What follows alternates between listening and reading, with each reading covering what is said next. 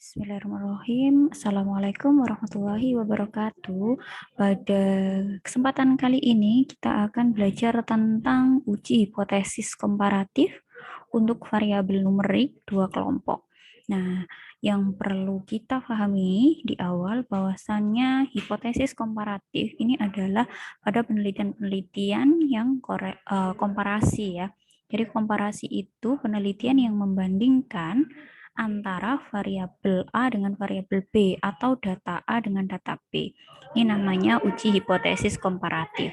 Nah, hipotesis komparatif ini variabel yang akan kita bahas. Uji hipotesisnya di sini adalah yang variabelnya numerik.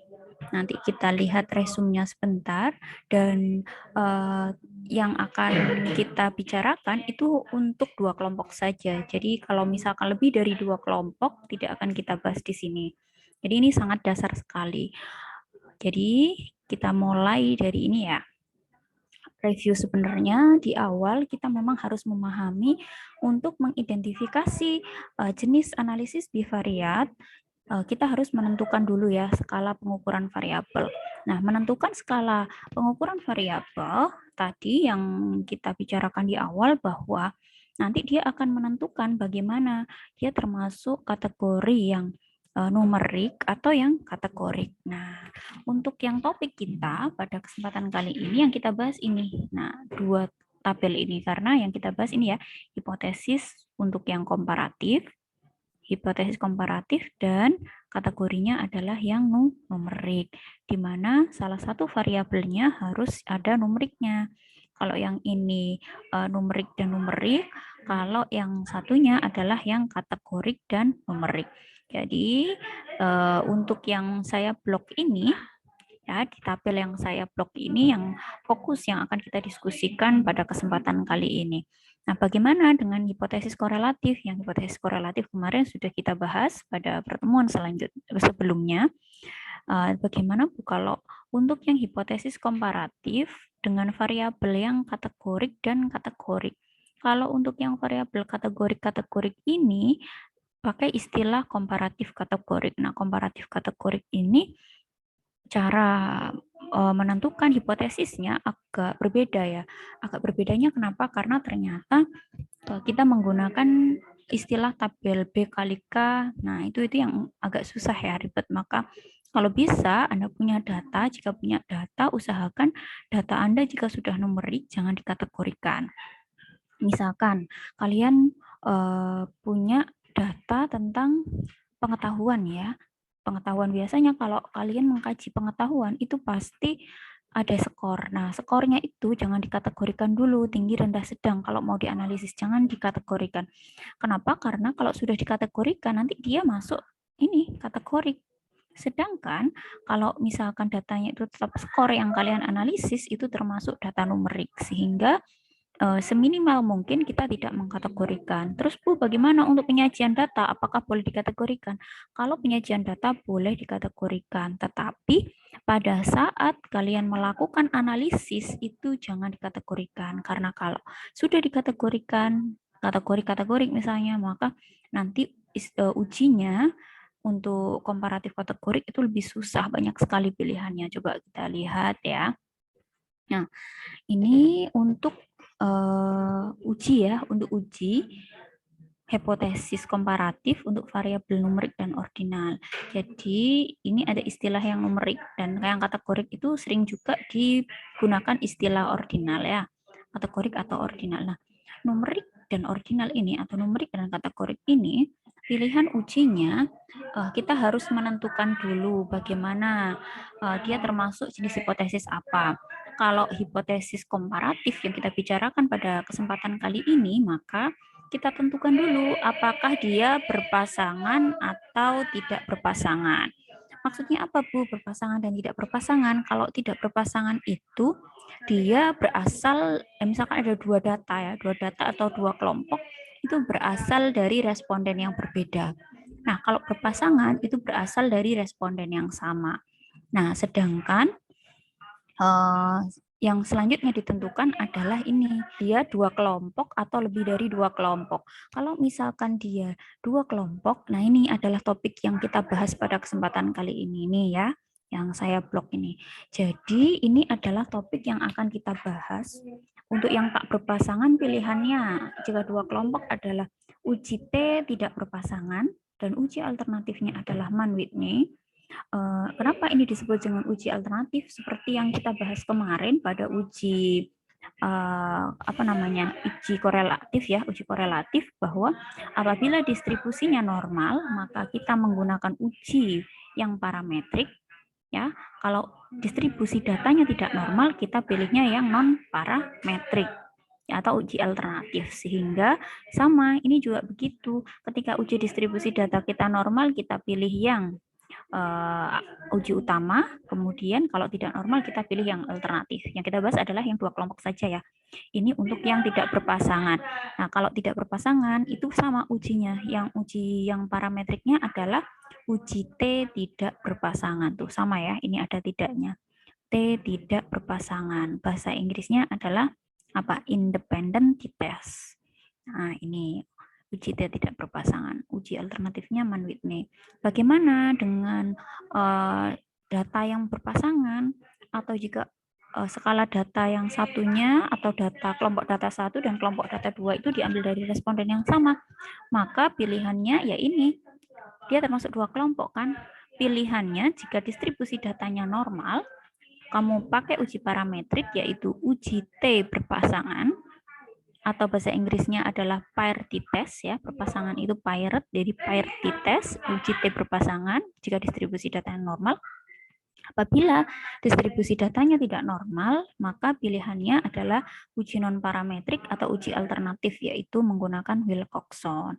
Bagaimana Bu dengan yang lebih dari 2 kelompok?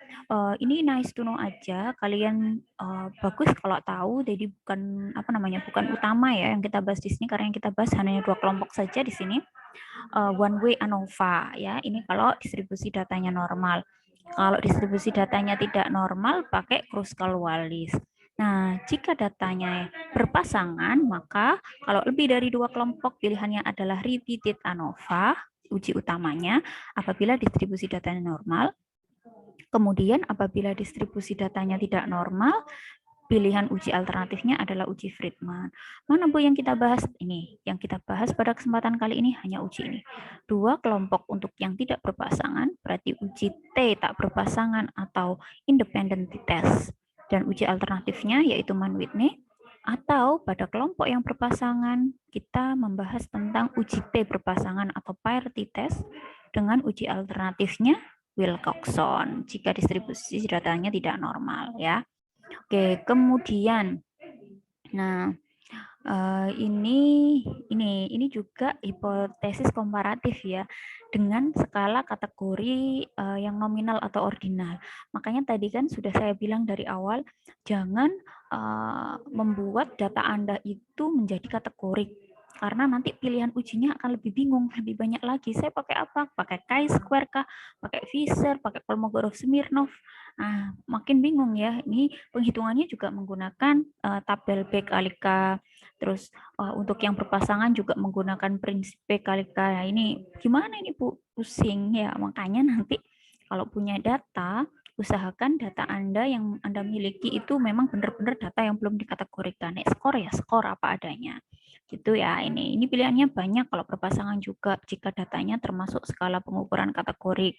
Ada McNemer, Cochrane, banyak sekali ya yang tidak saya bahas karena memang bukan topik kita pada pagi hari ini. Oke, kemudian di sini ada uji T tidak berpasangan yang kita bahas pertama ya. Tidak berpasangan berarti independent test ya.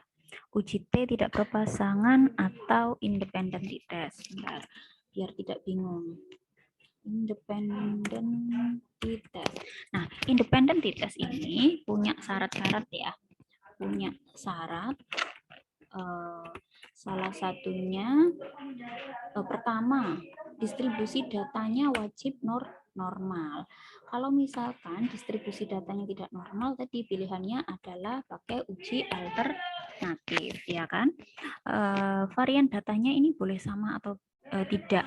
Maksudnya varians data ini apa? Nanti kalau kalian melihat hasil analisis itu nanti akan ketemu varians. Variansnya dikatakan normal atau tidak, enggak masalah. Maka syarat mutlak yang pertama ini distribusi datanya wajib normal kalau menggunakan independent t-test atau T tidak berpasangan. Syaratnya ya kalau misalkan semua syarat ini terpenuhi, maka kita bisa menggunakan uji T tidak berpasangan ini atau independent t-test ini. Nah, distribusinya tidak normal. Bagaimana kalau distribusi data, hasil uji distribusi data normal, pilihannya kita bisa melakukan transformasi data atau kita memindahkan data tadi, misalkan data yang sudah kita pakai itu aslinya kategori, kita pindah aja menjadi yang numerik. Kemudian kita juga bisa memindah transformasi data dengan menghilangkan data-data pencilan atau data ekstrim, sehingga distribusi datanya tidak normal. Kemarin sudah Bu Isni kasih tips, salah satunya untuk menormalkan data adalah dengan cara kita selain mengukur dengan uji normalitas Kolmogorov-Smirnov atau Shapiro-Wilk, kita juga bisa menghitung ya dengan manual, contoh dengan kurtosis, kemudian ada beberapa cara ya kemarin yang kita bahas dari standar deviasi dan seterusnya. Nah, ini kalau misalkan distribusi data normal, kita pakai uji T berpasangan atau tidak berpasangan ya, uji T tidak berpasangan atau independent t-test. Kalau nggak normal pakai uji alternatif Mann-Whitney. Nah, bagaimana langkah-langkahnya? Ini langkah-langkahnya ya. Kita mulai dari analyze, kemudian setelah analyze kita pilih compare mean, baru kita pilih independent sample T. Nah, ini insya Allah akan kita bahas pada pertemuan live sendiri, supaya nanti lebih paham lagi. Ini saya jelaskan sekilas. Kemudian kita bisa memasukkan skor ke dalam kotak tes variabel. Baru kita bisa memasukkan data. Kalau di sini datanya adalah terapi herbal ya.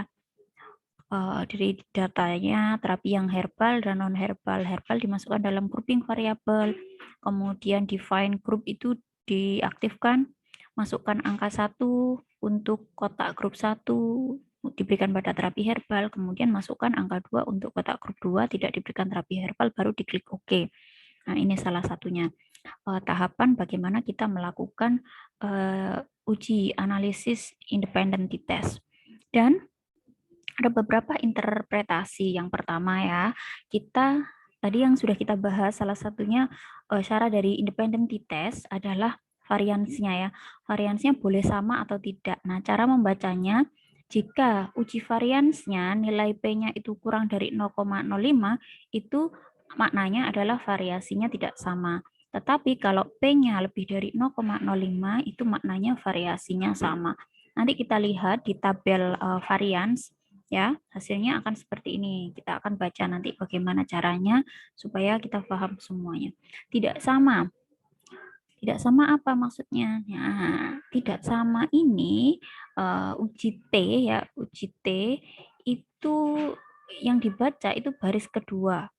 Jadi nanti ada istilah equal variance not same. Ya. Jadi ini maksudnya variasinya tidak sama. Tuh maksudnya dari makna variasi. Terus kemudian kita juga bisa melihat angka signifikansi dari suatu data. Angka signifikansinya berapa, kemudian perbedaan rata atau mean difference-nya berapa, nilai indeks kepercayaannya berapa, kesimpulannya bagaimana. Ini nanti akan kita pelajari pada saat live tentang bagaimana caranya membaca, menganalisis dulu, baru kemudian membaca hasil analisis. Kita masuk selanjutnya untuk uji T yang berpasangan ya. Jadi ini saya jelaskan secara sekilas dulu tahapannya. Untuk uji T berpasangan. Uji T berpasangan ini syarat ujinya yang pertama adalah distribusi datanya normal. Ini wajib. Varian datanya tidak perlu diuji. Kenapa? Karena kelompok datanya termasuk berpasangan. Karena ini dalam satu orang yang sama ya, sehingga variasinya tidak perlu diuji, tidak apa-apa. Jika memenuhi syarat, maka kita pilihannya adalah uji T berpasangan atau pair t-test. Dan apabila distribusinya tidak normal, kita bisa pilih dengan mentransformasikan data seperti yang saya bahas sebelumnya, bahwasanya kita bisa mengubah data itu menjadi normal dengan cara menganalisis beberapa beberapa data yang kita pakai dengan pendekatan manual, tidak hanya menggunakan pendekatan analitik. Jadi ngitung-ngitungnya manual ya. Hasilnya kalau normal pakai UJT berpasangan, kalau tidak normal kita pakai Wilcoxon. Oke, langkah-langkah UJT berpasangan bagaimana? Sama ya, kita menggunakan analyze, kemudian kita bisa compare mean, baru kita yang pilih adalah paired sample T atau istilahnya paired t-test. Kita bisa memasukkan data GDA pre dan GDA post. Ini contoh salah satu data yang berpasangan. Berarti ini dalam kelompok yang sama. Nah, GDA-nya pada orang yang sama, tetapi pre-nya itu sebelum dilakukan tindakan, dan post ini sudah dilakukan tindakan ke dalam kotak pair variabel. Nah, prosesnya selesai baru kita klik continue dan oke. Ini sedikit berbeda ya untuk yang pair t-test sama independent t-test. Dan interpretasinya apa? Interpretasinya ini kita pada bagian pair sample T itu deskripsi masing-masing variabelnya sudah ada. Dan untuk tabel yang kedua itu termasuk hasil UJT berpasangan. Kita juga bisa membaca hasil signifikansi, kemudian berapa nilai indeks kepercayaannya, juga bagaimana kesimpulan secara umum. Nanti kita bahas satu-satu ya pada saat kita live. Nah, kemudian bagaimana dengan uji Mann-Whitney? Kalau Mann-Whitney ini sama ya. Ini kan tadi tahapannya bagaimana kita melakukan uji Mann-Whitney ini. Tahapannya seperti ini, kita pilih analyze, kemudian Mann-Whitney ini termasuk non-parametric test, jadi kita pilih non-parametric test, kemudian pilih two independent sample. Baru kita masukkan GDA ke dalam tes variabel, masukkan intervensi ke dalam grouping variabel, kemudian aktifkan atau klik uji Mann-Whitney, kemudian klik kotak define group, baru masukkan angka 1 pada grup 1, diberikan terapi herbal, kemudian masukkan angka 2 pada kotak grup 2, grup 1, grup 2 ini ya, yang tidak diberikan terapi herbal. Kemudian proses selesai baru kita klik OK. Nah, bagaimana dengan uji Wilcoxon? Uji Wilcoxonnya hampir sama. Kita pilihnya juga pada non-parametric test. Nah, di non-parametric test ini kita pilih dari analyze dulu ya. Analyze dulu, karena ini tadi uji alternatif. Kemudian kita pilih non-parametric test. Kemudian kita pilih two related sample.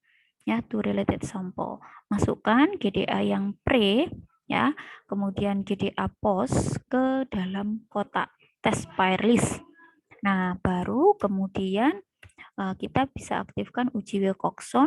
Nah, proses selesai, kita klik OK. Nanti hasilnya akan keluar. Oke, bagaimana dengan ini saya kasih contoh. Ada kasus ya.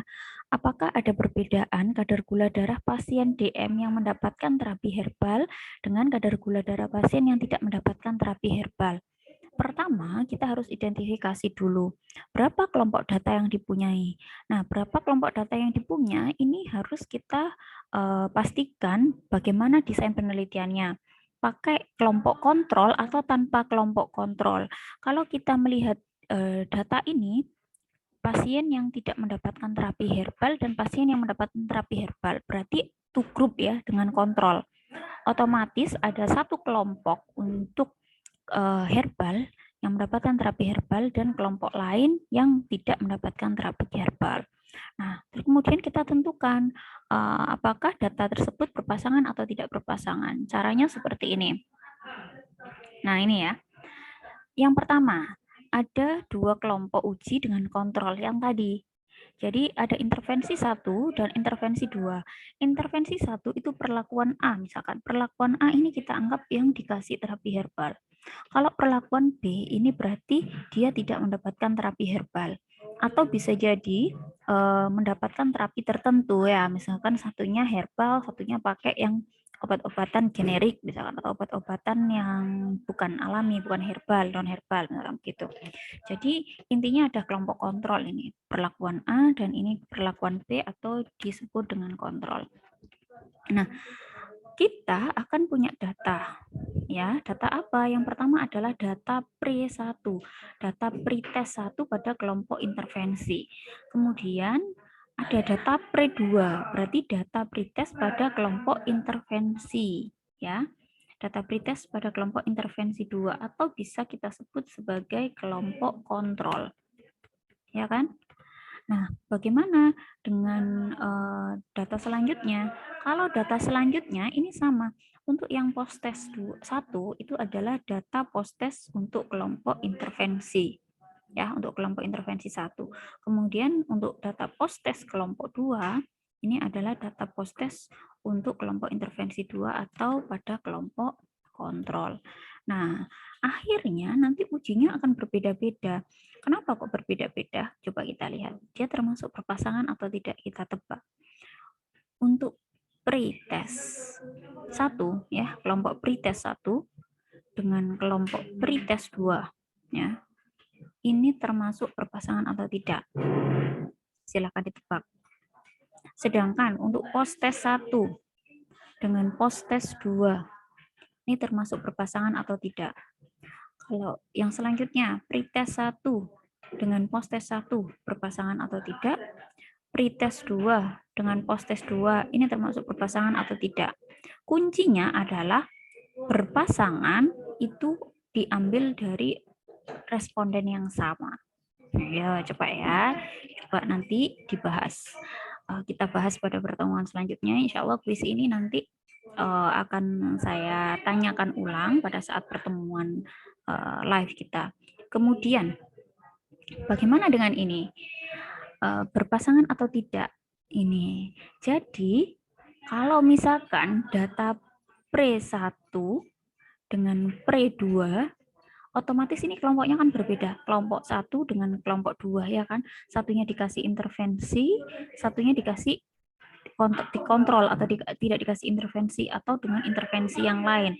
Maka otomatis ini uji T-nya tidak berpasangan. Kenapa? Karena dia beda kelompok. Nah, pilihannya ketika distribusi datanya normal pakai uji T tidak berpasangan, tapi kalau distribusi datanya tidak normal, maka pakai Mann-Whitney. Ini adalah uji alternatif.